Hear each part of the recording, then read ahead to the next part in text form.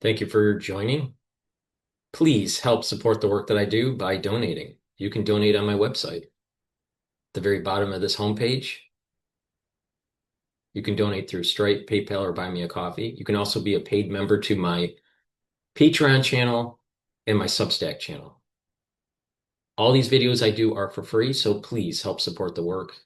Go to my website, the-studio-reykjavik.com. Now, for the ones that don't know, under broadcast, you can listen to audio archives of my shows, watch the live streams, and also read some generated content that I have. In addition, I have ebooks that you can purchase about finance, science, artificial intelligence, and also supplements. So let's go over the supplements really quick before we break down the information about the markets. I have structural nanosilver toothpaste. This toothpaste will whiten your teeth, freshen your breath, reduce inflammation, it helped to neutralize. It has the structural nanosilver. It has no fluoride. It's a very high quality toothpaste. Please use it every day. I have Max 35 and Max 14. Take a teaspoon a day every day, and this will help to boost up your innate immune system. Structural nanosilver, you can get it in a gel form or in the quick dispenser called Renew. It's dual purpose. It's going to help to improve your skin. You can put it on an abrasion to help heal it quicker, or a cut, minor burn. And during the cold season or the allergy season, lightly coat your nostrils. They'll stay active for 5.5 hours. I also have structural nanosilver lozenges in Manuka honey and orange splash. The orange splash is fortified with vitamin C. These lozenges, you use them during the cold season, the allergy season, even if you're cleaning around the house. Very effective, and it helps to neutralize. I have two types of probiotics. This one on the screen here is the VeggieCap version, and with a good probiotic, you're improving your gut biome. You're also improving your skin, brain function, metabolism, even bringing down inflammation at the gut level and improving your immune system. Cleanse is very similar to Max 35 or Max 14. It's 30 parts per million. Use it the same way to boost up the innate immune system. C60 is a very potent antioxidant. You can get it in a 2 ounce, a 4 ounce, or an 8 ounce configuration. It is cheaper per ounce to get the higher ounce configuration. You can get it in extra virgin olive oil, avocado oil, or MCT coconut oil. And what C60 does is it'll soak up free radicals. And by doing that, it's going to improve your energy levels, help with your cardiovascular system, your brain function. It'll help with the neurons and help with positive neuroplasticity. It'll improve the health of the mitochondria. You'll have more ATP, more energy.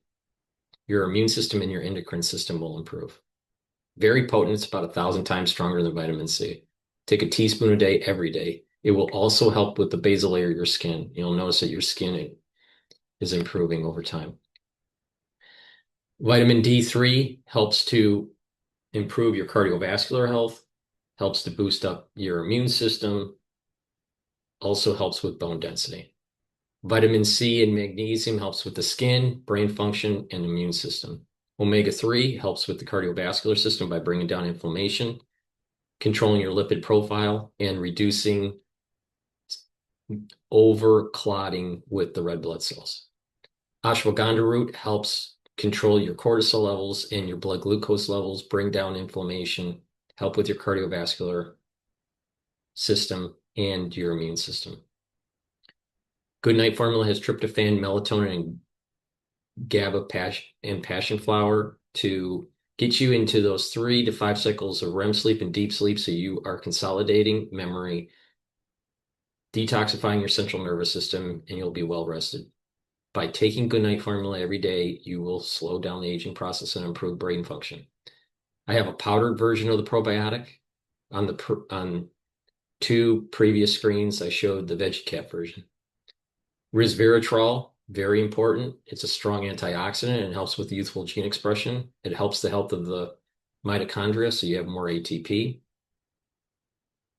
And by soaking up free radicals, you're reducing stress on the cells. Resveratrol also stacks really well with C60 to help with the basal layer of your skin. Vitamin B complex, super important to take if you're 40 years of age or older. It'll help to boost up energy levels, rev up cellular metabolism, and protect neurons. Turmeric brings down inflammation and soaks up free radicals, helps with the immune system and your endocrine system. Magnesium and zinc boosts up that immune system and helps with brain function. It's very important to take magnesium as a supplement to improve brain function. Lignans is an antioxidant. It's going to help with your immune system and your endocrine system. It'll soak up free radicals. It stacks really well with the turmeric and the ashwagandha root. And by doing that, you are supercharging. There's synergistic benefits of stacking it, where you're improving your cardiovascular fitness, helping with brain function, helping with your immune system, and slowing down the aging process. I highly recommend taking the lignans, the turmeric, and the ashwagandha together. Collagen. This will help with your skin, nails, and hair, improve the health of those. Also helps with joints, musculature, and bone density. Digestive enzyme complex reduces the load on your pancreas so you can digest your carbohydrates, proteins, and lipids. You'll be able to absorb your nutrients easier and less stress on your digestive system. Clarity factor will help to get rid of that brain fog. Clarity factor allows you to concentrate on tasks. And over time, you will notice that you are thinking faster and you're improving that positive neuroplasticity. So to improve your brain function and concentration, take clarity factor every day. Olive leaf extract helps to bring down inflammation and also helps to control your lipid profile. And by doing that, you're helping your cardiovascular system and your immune system. It's dual purpose. The zeolite helps to detoxify your body. This will bind to heavy metals, toxins, and chemicals and allow you to urinate them out within 6 to 8 hours. Take 3 small drops underneath your tongue, drink filtered water. It's very easy to take and very effective. Myotrol will help to build muscle and maintain muscle, especially if you're 40 years of age or older. Do some resistance training and take the Myotrol. It has polyphenols, flavonoids, and lignans to help with the gene expression to build muscle. When you get older, your gene expression starts to decline. Myotrol helps to get back to youthful gene expression. Boomer Boost. This is a great supplement you should be taking every day. It has the vitamins, the minerals, and other supplements within this compound to help slow down the aging process, improve musculature, help with your cardiovascular health, help with your immune system and endocrine system, bring down inflammation, soak up free radicals, help with brain function, and rev up your cellular metabolism and energy levels. It is a great supplement to take. It's a month's supply. You should be taking it every day, and this will help to slow down the aging process. You can use Boomer Boost as your multivitamin.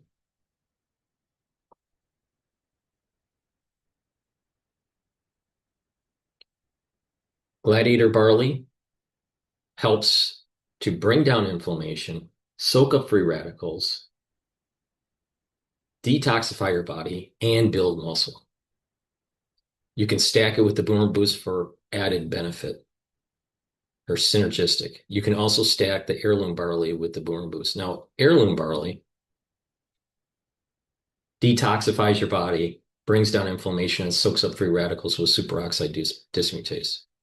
So if you want to build muscle, take the Gladiator barley and the Myotrol. That's a good stack too. Now, collagen is a supplement that you should take to repair your joints if you have arthritis or you have some sort of sports injury. Now, how it works is that you take the dropper and use the contents, put it underneath your tongue, drink filtered water. But what it does is it helps to rebuild your cartilage by helping the collagen type 2 and also helps to remodel the cushioning of the joint by ACAN. It also helps to block some pain by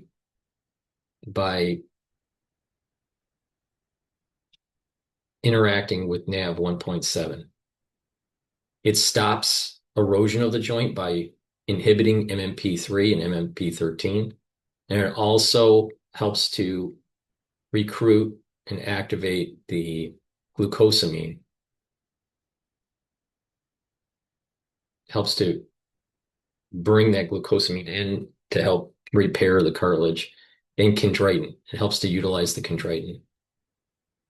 So it's a great supplement to help to remodel your joint if you have arthritis or a sports injury. I highly recommend taking the collagen and stacking it with the collagen. To reduce pain temporarily, take the Super Strong Relief. It's a topical. This will help with reducing pain from bruises, sore muscles, joint pain, even tension headaches.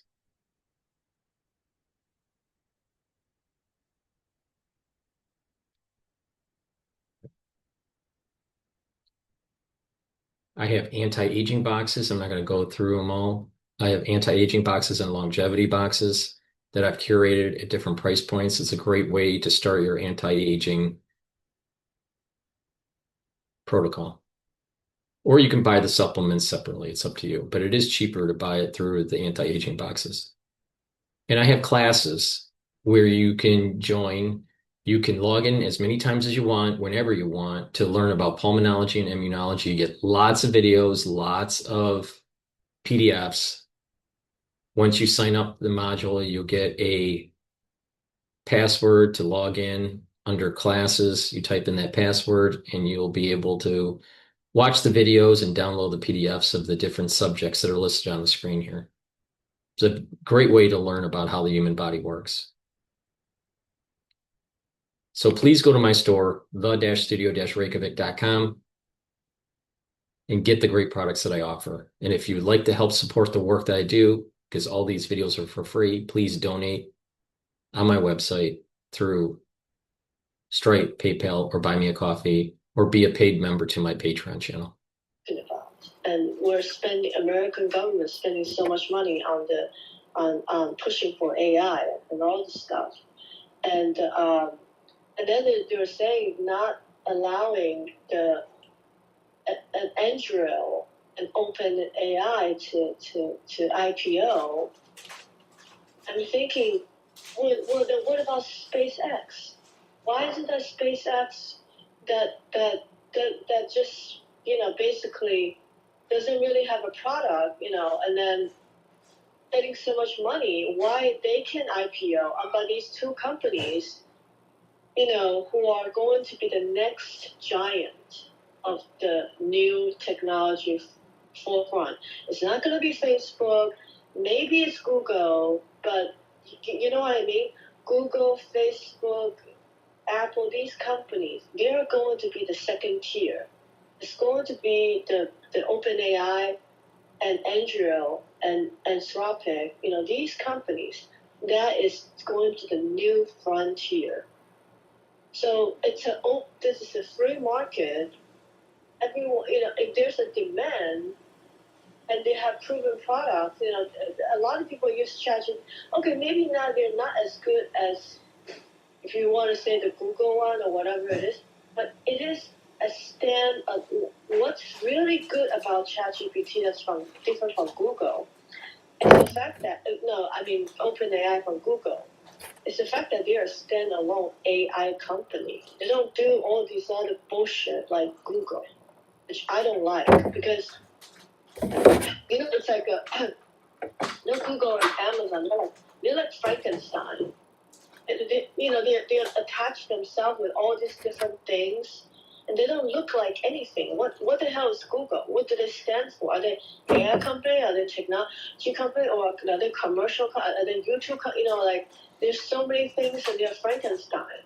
But I like these companies that are just standalone, their core business, not a Frankenstein, not just a giant money cash cow.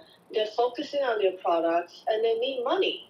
American people should support American business. So what's your take on Palantir? That's a big yes too. These are great American companies that American people have no idea that they have these such great companies that many other countries of the world would be so envious of. If we're talking about a 500-meter race, like a track, we're in front of everyone right now. How can you not spend money on these athletes to help them grow? Can you think of any other company in the world right now that is, not even Taiwan? We make stuff for these companies. So if these companies take off, it will help the business in Taiwan, and it will help their business to launch, to sell even more and to have even more, to do better things. Okay. Right. So, right. But I do want to address some of the downfalls. Okay. Like I said, I because you asked me to watch the video, I watched a little bit of it, and I compare it to a very popular market analysis show in Taiwan that they had it yesterday, the new show. So also they were talking about AI, space, and excellence. It's not specifically the same thing, but they specified the lacking part of the industry right now is, first of all, like I said, again, the lack of talent. I think maybe you saw the Bloomberg report where it says the workforce of engineering, the college only produce 3% only produce 3% of the workforce that want to go into semiconductor. Well, a lot more students probably want to go to finance or other kind of industries or whatever. So we have a serious lack of talent. So that's why when SpaceX say they want to build that super fab, that supermarket, but there is they can't find anybody to produce those things. Only right now they're still talking. He's trying to lower the TSMC engineers by paying them 4 times, but nobody wants to go. So lack of talent is a big problem. And second, lack of material. And thirdly, I would tell you, American government needs to work more closely with American entrepreneurs. One of the key success of Taiwan, of the supply chain, is not compared to Korea, because now Korea, they also want to copy the science part that Taiwan created. But the problem with Korea is that there's only 2 companies in Korea. It's not like Taiwan where they have middle range company, they have small, and then they also have small company that comprises the diversity of the ecosystem. So if let's say Taiwan only has 5 companies and something happened to one of the companies, it would be detrimental to the supply chain in the market. But then the risk is spread out because the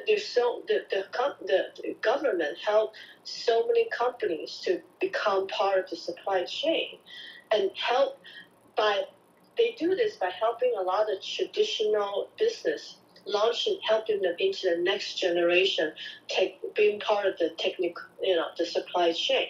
So they used to make shoes, they used to make buckles or something like that. They will help them to, so a lot of these companies, they evolve. But in Korea, there's only 2, the Samsung and SK. How are they ever going to copy an ecosystem if there is no ecosystem? Same problem with America. Okay, you have these giant companies, Google, Meta, SpaceX, and all that. what about the rest of the people? There's no medium, small size. So these are very structural. These are the structural differences that is impacting the U.S. market, the AI right now in America, comparatively to Taiwan. Well, no. What you're talking about, no. You're conflating two concepts here. There is the AI market. No, you are. You're conflating two concepts here. There's an AI concept and there's a semiconductor concept. The AI is a subset of the semiconductor industry. No. But the semiconductor industry also has tentacles in hardware, for cars, for machinery, for computers, for appliances. So the AI is an industry that is tied to semiconductors. But what's more important, I agree with you that there's structural problems producing STEM graduates. You're right, okay? I get it. The problem that is happening right now is that there's been an over build out of the servers by these hyperscalers, and that the cost to run the computations for AI is like 10 to 1. So it costs, so they may get $1 of revenue, but it costs $10, so they're losing $9. Now, in some cases, it's a little less, some cases, it's a little bit more, but let's just round it. So every time someone's using AI, it's costing $9 negatively, a negative $9. So OpenAI is not profitable, yet they want a $1 trillion dollar valuation. And because they have about 13 billion in revenue and spent 37 or 40 billion in expenses, how can you justify? And this is the reason why they pulled out of their IPO.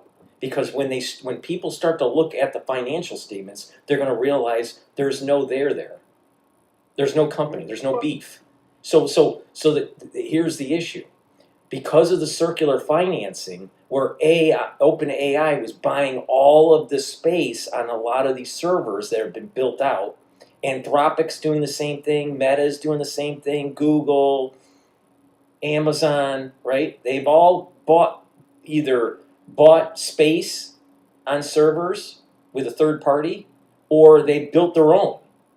But either way, most of the compute that has been built out in the United States is heavily focused on just a few companies. If one or two of those companies start to falter and not be able to pay their debt, like OpenAI or Oracle, then there's going to be a pullback and people are going to start canceling their contracts. And what will happen is that the ones that were building these servers, they're not going to get paid. They're going to cancel projects. The stock price, the stock analysts are going to look at anything that's tied to AI and short it. And what's going to happen is that there's going to be a sell-off in the S&P 500.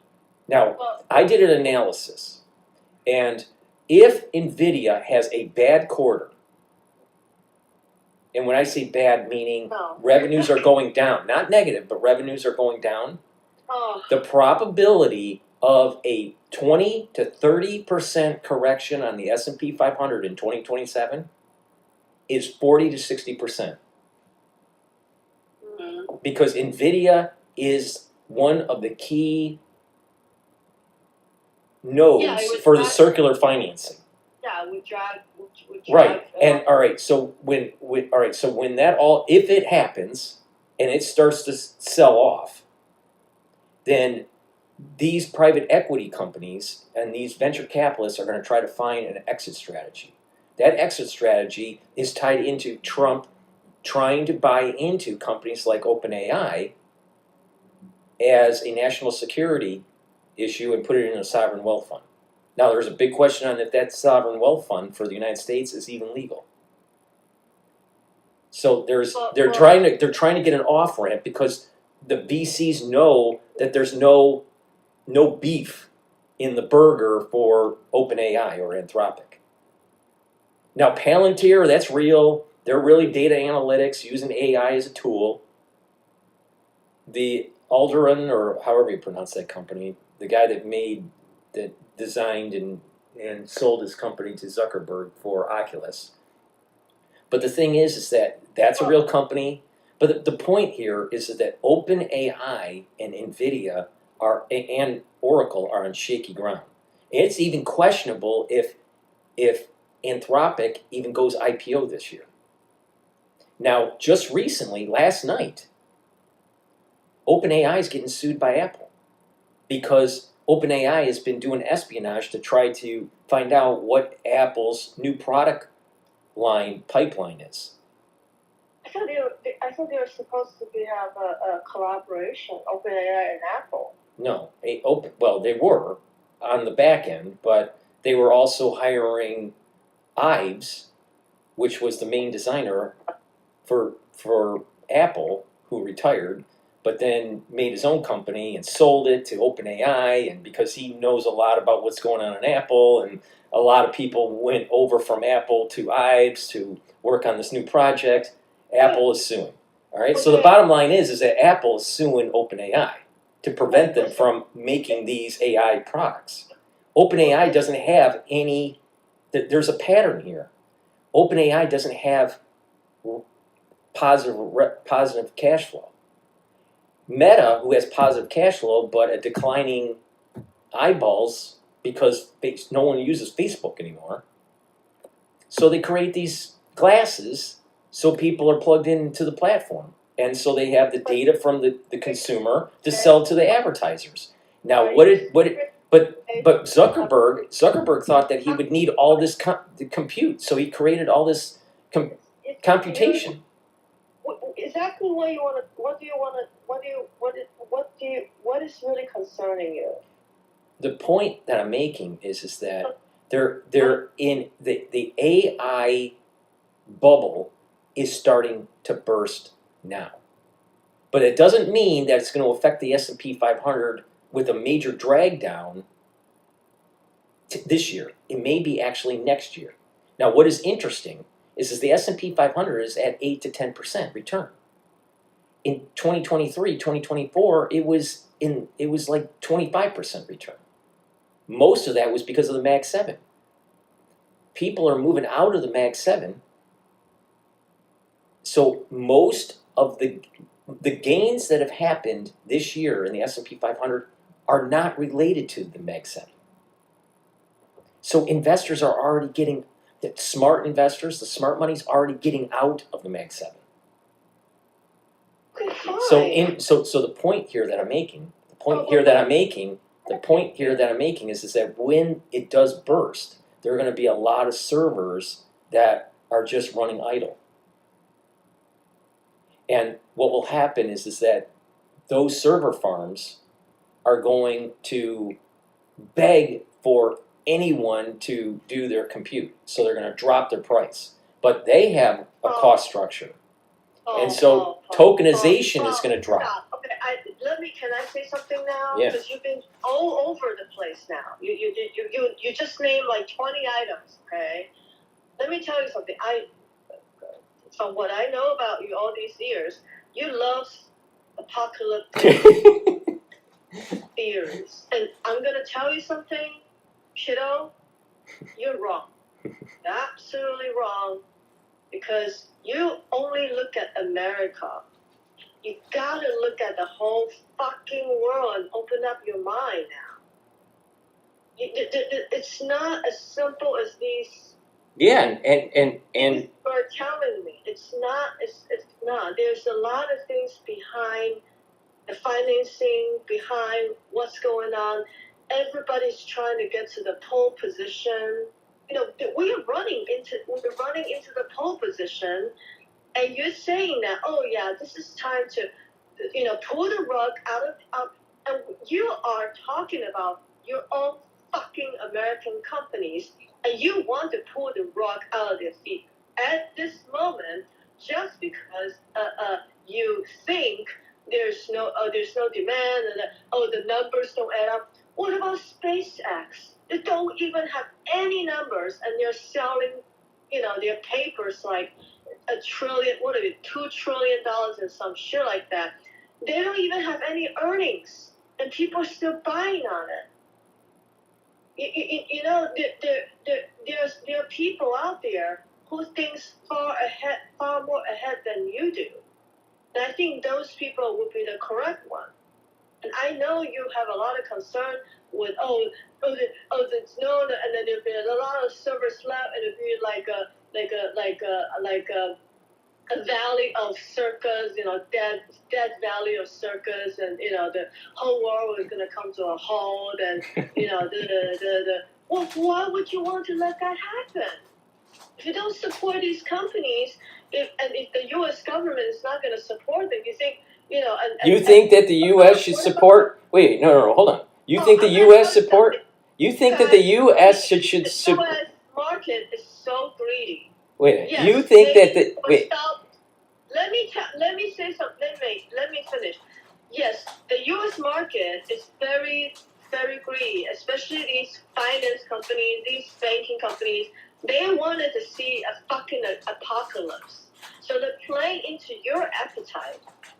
I don't think you should be looking at these people so closely, and that you should find other sources to listen to. No, I do. I listen to both sides. Don't just listen to Bloomberg. No, I listen to both sides. Here's the issue. The question is, Anthropic and OpenAI, should they deserve to stay alive? Palantir, I agree with. I'm going to tell you something. There's a lot of very greedy people out there who love to see a collapse of the market right now. Love. And they're putting their positions, the shorting positions in right now. They want to short it, and they want to create a technical blowout of the market, not a real blowout. I hate people like this who just spewing shit and not losing the big picture here. Do you want America to be number one or not? Or you want? Of course. But the question is, I hate people. I don't like to see people talking about these new technology companies this way, because there's a lot of effort, blood and sweat that goes beyond these companies, that they're doing real things. Not Google, not Meta, none of these old geezer, old fuckers. No, I'm not going to count them. I don't like the way SpaceX is behaving as well. They're the market agitators, not these newcomers.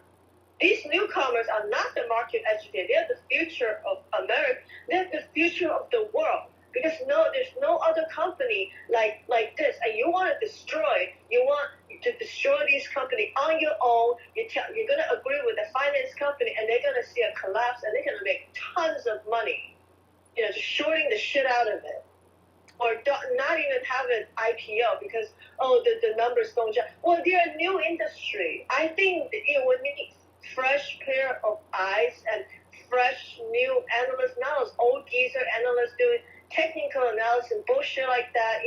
They gotta look at things a little bit differently. And I think Trump is right on spot. I'm right on spot with Trump. And I agree with Trump. Whatever they're doing, if they're helping the OpenAI and all that stuff, I think, is this gonna be a total smooth ride? No. It will be rocky. And America is going to have to try and fight, but we can't fucking just give up. We can't just say, there's going to be a depression. You're talking about your own market. You're not talking about fucking China. You want to implode your own market? You want to, like nothing else makes sense? Think about it this way. Think about it this way. Think about it this way. If you're right, then AI is going to be implemented in the job market, and some jobs will gain because of technical skill, and a lot of jobs will be supplanted by AI. More people will probably be, at least in the short run, more people will be unemployed than employed. over the long term, 10 years or whatever, maybe they will be able to be reemployed. We don't know. No one really knows. But the other end of it is that if OpenAI and Anthropic fail, OpenAI and Anthropic fail, then what it does is it protects the coupling of labor and capital. So that's one issue. The second issue is that OpenAI. Let's just talk about Sam Altman, what he wants to do, his company doesn't make any money. Okay, same thing with SpaceX. Okay, fine. SpaceX maybe should go away. All right, I agree with you. But the thing is that with OpenAI, the business model doesn't make sense. The cost to run the models, the cost to maintain it, for them to charge to break even, no company on earth would actually buy an enterprise version. And the average home use, no one's going to pay $1,000 a year to have access to OpenAI. So there's no sustainable business model. Now, it becomes sustainable if they can make the chips and the servers to run more efficiently, where the cost of compute is much, much lower. But we're talking a 10-to-1 ratio. It's going to take a long time before it gets there. So why should Sam Altman become a multi-billionaire, maybe a trillionaire, but just, let's say he ends up being a 600 billionaire? Why should that happen on a business model that doesn't work and is going to supplant millions of people from their job? So if you're going to be smart about this as a transnational capitalist, if Sam Altman is going to try to be successful to destroy the economy, then why can't people like me short the fuck out of him and try to destroy their company? Tell me who's more patriotic? I'm more patriotic by making sure that OpenAI fails. If you want China to be better than the United States, go ahead. No. You got Palantir. You got Palantir for that. If people are okay with SpaceX, why can't they be okay with OpenAI and the other company? Why is it always a fucking favoritism towards SpaceX when they have nothing? They have nothing. What do they have? They have nothing. What do they deserve so much of this IPO? Their IPO dropped 10%. Did you know that? Why should they deserve so much money? Wait, they got even nothing. They have nothing. Don't even have numbers. Forget about SpaceX. That's not the issue. First of all, SpaceX. You want to compare? First of all, SpaceX. Hold on. First of all, SpaceX is important for the Defense Department. When is the first release date for SpaceX of their earnings? Do you even know the date? I know. Well, I don't really care. But the point here is that OpenAI. Well, that's why you're comparing to nothing. SpaceX is part of the military-industrial. SpaceX is part of the military-industrial complex. Palantir is part of the military-industrial complex. I agree with you. So what's the difference then? But OpenAI is not. OpenAI is a bullshit company. Okay, fine. Don't invest in it. No, but the thing is, is because of the circular financing, when OpenAI falls, it's going to affect NVIDIA and Oracle, and there's a big chance if this thing blows up like I think it might, Oracle may go bankrupt. When you sent me those 3 videos yesterday, and I was looking at these guys talking, immediately I don't trust them. I don't know how you feel, but I've seen a lot of different analysts, and Asians, Europeans. Right. I probably see more styles because you have language barriers, and I don't really trust these people. They have that smirk on their face. I don't know. Okay. The second. This is a free market. Okay, all right. Okay. OpenAI. Okay. And let them All right. try. Play the scenario. You're a VC company that heavily invests. You're the major investor in OpenAI. OpenAI has no projection for the next 5 years to make any money, and the only way that they can finance their debt and pay for their debt, is to get a subsidy from the government and to go IPO. And there are investors out there. You're the VC that wants to exit out, make a ton of money because you were an early investor. What are you going to do? What are you going to do as a VC to make sure that your company, that's failing, how are you gonna make sure you get your money back? Oh, you're worrying about carbon dioxide. I'm licking my chops, smelling the blood in the water, and I'm gonna short the fuck out of OpenAI, and Nvidia. Nvidia, oh my God, Nvidia. This whole tech industry is gonna get fucked. Patriotic when it comes to these things. I don't like those videos. I think they're talking out of shit. They're talking out of their ass. They're talking about China. They really don't know what the fuck they're talking about. This guy doesn't even know Chinese. Excuse me. They don't even fucking know Chinese. And that is really important that you understand, be able to understand Chinese to really understand what they're talking about and be able to decipher what they're saying or what they're not saying. So there's a lot going on. So when it comes to the China problem, we have a race. The race is on. We have a race to the pole position, not only to America, to the world pole position. It's like the Formula One. We are running. We're all gearing up to that P1, P2, the P1 to P5 position.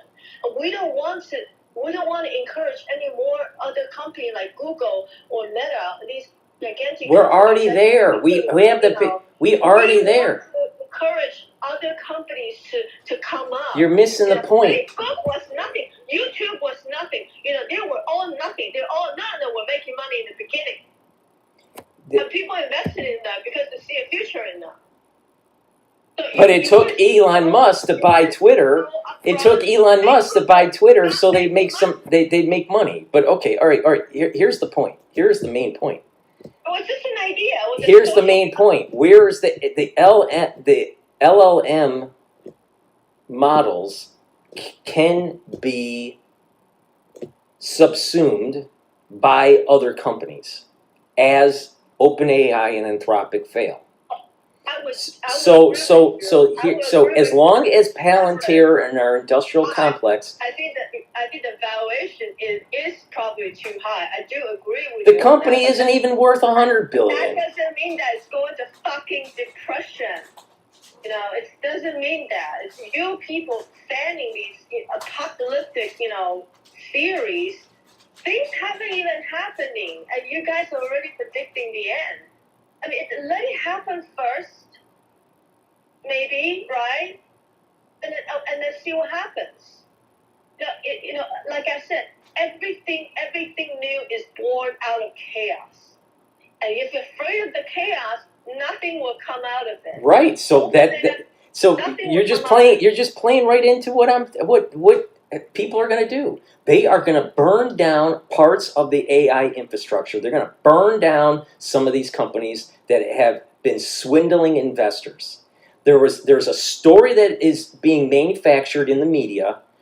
It's a manufactured consensus to believe that this AI revolution is an end all, that it's going to make life so much better. And the reality of the situation is it's going to supplant a lot of jobs if it's successful. But the thing is that AI is garbage. And because it's garbage, what Sam Altman is selling to investors is garbage. The same thing with Anthropic. Now, it doesn't mean that all these language models, these frontier models, are bad. Now, if Anthropic fell off the face of the earth and OpenAI fell off the face of the earth, it would be still okay. Why? Because you have other companies that have frontier models, like Amazon, like Gemini, so through Alphabet and Google, and also XAI through Elon Musk. The United States will be fine because Amazon. Wait, hold on. Amazon is tied into the Defense Department. Palantir is tied into the Defense Department. SpaceX is tied to the Defense Department. XAI is tied to the Defense Department. No more feeding the monster. I want new companies, separate companies. The inherent risk is too high. You just think about it. Think about what I said, the ecosystem. Why is it important to have more companies than some, few big ones? That's bad. That systematic risk is even worse. When one little company or 2, 3 little company goes wrong, that's fine. It could be absorbed. But if something happened to Google, Amazon, or whatever it is to these big companies, and we're over-relying on these companies, that's even worse than the little OpenAI. OpenAI is nothing, when it compares to these big companies. OpenAI is not going to be able to destroy the market just because something happened to them. We need more companies. We need more diversity. Because of OpenAI has so many circular contracts for compute, and those servers are buying NVIDIA chips. And NVIDIA has special arrangements where they are selling those chips to the servers, and they're saying that if you're not using the computational power, we'll give you money and use the computational power ourselves. So this is the point that people are saying.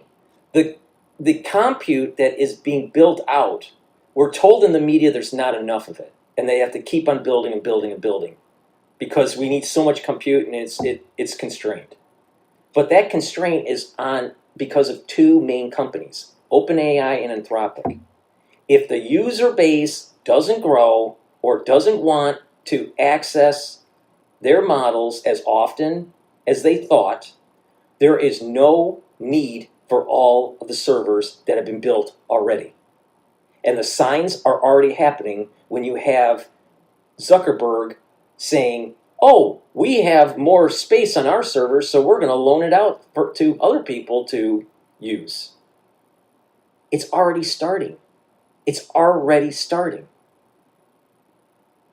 People are already saying they're de-tokenizing because the companies are saying, well, wait a minute, it's costing like 100 times more than what we thought it would to make these models, to do these AI agent processes in the business.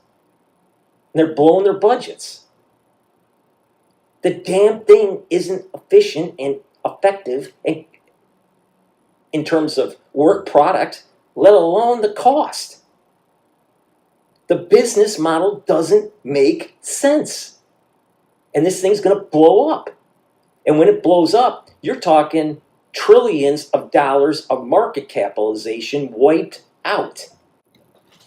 That's the problem that's going on. And so you don't like OpenAI? No. What I don't like is Silicon Valley doing fake it until you make it bullshit. And this is the reason why there are people like myself that see these types of companies and go short the fuck out of them because they lied to the American public. The people that short these companies are more patriotic by far than Anthropic or. So you rather see Google, Meta, and all these other companies that already have a lot of their own capital to be even bigger. They have the point that I'm making is that artificial intelligence. Artificial intelligence is not cost effective. The revenue that comes in versus the cost to do it is not effective. So if you're going to do it, it's going to be a cash pig. It's going to be a cash pig. And because it's a cash pig, We don't think they have the ability to correct themselves. Listen. No. You're not. But the thing is that OpenAI doesn't have any other revenue. When you look at these other companies, they have real revenue. And because they have real revenue, they can have a cash cow versus a cash pig. The cash pig loses a lot of money. The cash cow subsidizes it because it has a lot of revenue. And Microsoft can do it. Amazon can do it. Google can do it. OpenAI and Anthropic are bullshit companies because they have no cash cow. Fine, don't. So, Don't for these companies. Don't. but it's the point here is that all the data centers that are being built out is predicated on the idea that, and then the other country is going to be stronger than America because they know the value of these technology and these information. It's not only predicated on fucking cash. I know this.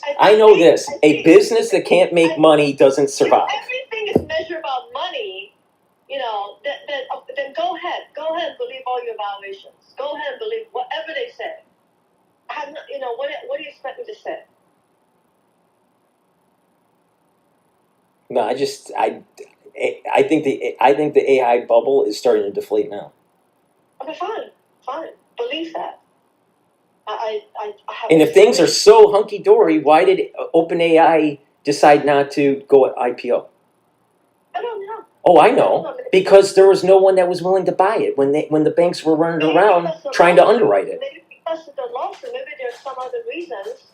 No, when they look at the financial statements, they realize this 1 to 10 ratio. They can't make it up. They already have commitments lined up. Oh yeah. They have commitments lined up, but they lose money on every single. They lose money on every single. I don't know the details. Every time they send a token to the server to do its thing and send it back, it costs them money more than the revenue that's coming in for the token. I believe there are a lot of enemies out there for OpenAI to try to prevent them from going public. That's what I believe. I think Sam Altman is a traitor to this country. Spreading these financial rumors to they might be true, they might not be true, but it doesn't mean that they're going to implode, or it doesn't mean that they can't solve the problem, or it doesn't, there's some other things that's going on in the background, and they just want you to, I tell you, all these news have a narrative. They all have a goal. I want to get people like you, to believe, you ask them, do they have any position? They say no, then okay, just talking out of ass. If you have position, then you can tell me what you think. But you have no position. I'm thinking that this next quarter that for earnings for Nvidia or the one after is going to be the true test, and I'm willing to bet you're going to start seeing that Nvidia is going to have to tell Wall Street that revenues are going down. And OpenAI is going to take their technology to China. Well, maybe. That would be the end. Okay, that would be the end. That would be the beginning of the end. You try to get the P1 position. That would be the beginning of the end. If they want to make their dream come true, they're gonna find anyone who's gonna believe them. And if the fucking Americans don't believe them, they're gonna go somewhere else. Some experts are saying some of these data scientist experts in AI, they're saying LLM is a BS model that has to be redone. The way it's computing uses probability for what the next sentence should be. It's not really thinking through a problem, and that the whole model is wrong. So we spent $1 trillion to build up an AI system that literally is predicated on what's the probability of the next sentence. But there's no inherent logic between the first sentence and the second sentence. But if it's something there's something you don't understand, that's why you're getting all this, No. Believe me, I am very sure that a AI bubble has happened, and it's starting to deflate, and it's going to affect the S&P 500 by anywhere from 15 to 25%, and it's going to happen in 2027. That's what I think that's what I believe. And the thing is that people can get wealthy if they listen and watch the signs. Because there were so many people that didn't watch the signs during Lehman and they got screwed. They got screwed. They lost their life savings. They may have lost their homes. They got screwed. But the way the ETF market is right now and the way people can short these companies is much easier and short industries that, you know what? You don't have to be a victim. That's the difference between Lehman and now. And the people that watching the situation, because it's going to happen. This is going to happen. I say ETF has become like a whale that it could make or break the market even if there's nothing going on, just by sheer portfolio balancing or sheer panic or some policy that hit the trigger something. It's become so big because the retail ETF has grown so big. I think Nvidia. I think there's a reason why Nvidia is saying, "Hey, we got to do chips that are going into PCs." Because they know internally the demand for the servers are crashing. Crashing. But you listen to the news and they're selling this bullshit story that you got to keep on building server farms. So just because they're selling PCs, that's because they're doing bad. I don't know. Your apocalypse theory applies to every single news item. You know that. And that's a huge generalization that I think it's. I don't think Jansen Wan or whatever his name is. Jansen Wan. He pumped up the market. Same thing with Sam Altman. Same thing with the CEO of Anthropic. They pumped up the market, and because they did that, they need to be punished. What the hell are you talking about? I mean, what about Google, Amazon, Apple? What, they don't need to be punished? No, I think Apple needs to be punished too for raising their prices. So racist.